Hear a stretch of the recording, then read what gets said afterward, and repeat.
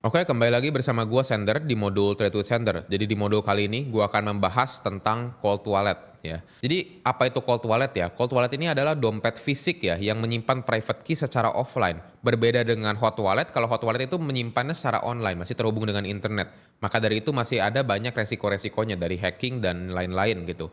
Kalau ini itu disimpan secara offline, jadi terisolasi dari koneksi internet. Jadi lebih aman untuk penyimpanan jangka panjang gitu ya. Selanjutnya, fungsinya itu untuk apa? Ya itu untuk menyimpan aset kripto gitu dalam kondisi yang paling aman ya. Karena ya ini kebal dari serangan cyber atau dari serangan yang online karena ini semua disimpan secara offline gitu. Jadi nggak ada satupun yang bisa benar-benar akses gitu. Kalau misalnya kalian kayak tadi ya yang gue jelasin di modul sebelumnya, itu ada potensi yang terkena yang namanya hacking. Karena apa ya? Mungkin human error atau mungkin kalian lagi connect wifi, misal connect wifi di cafe tiba-tiba di-hack, itu bisa juga terjadi gitu ya.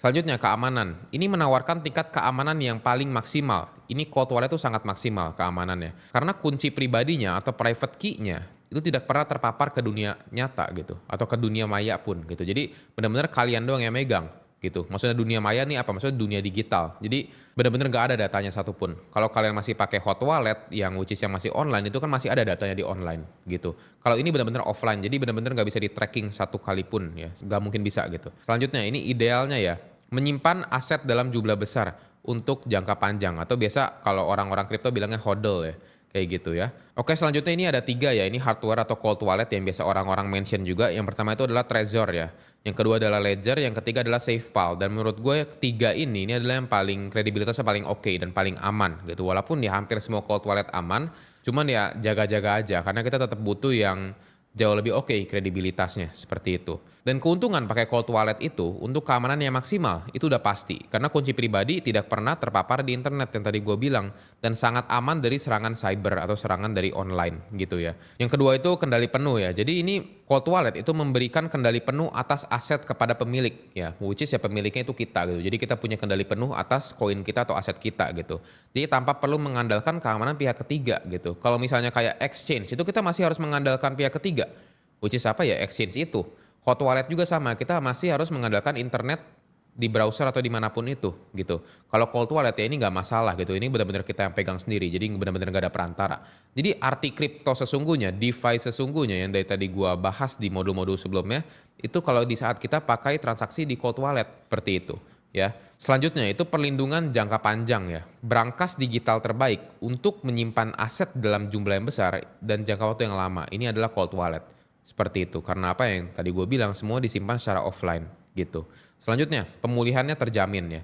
Selama seed phrase ya atau private key lah bisa gue bilang ya, disimpan aman, aset dapat dipulihkan bahkan jika perangkat kalian tuh rusak atau hilang.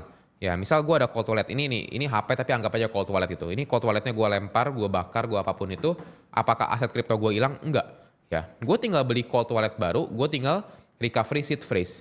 Ya, gue tinggal isi ya seed phrase yang udah gue hafalin di kepala gua, balik lagi semua duit gua, gitu. Jadi kalau kalian ngerti cara pakainya, kalian ngerti cara recovery-nya itu udah paling aman gitu. Jadi kalau cold wallet ini mau hilang, mau kebakar, mau kemana lah ya, mau jatuh di reruntuhan dan lain-lain ya, udah aman gitu. Dan apalagi kalau misalnya ya, misal si cold wallet kalian hilang gitu ya, terus itu orang nemuin nih, orang ini mau masuk ke cold wallet kalian itu tetap gak bisa karena tetap butuh yang namanya seed phrase.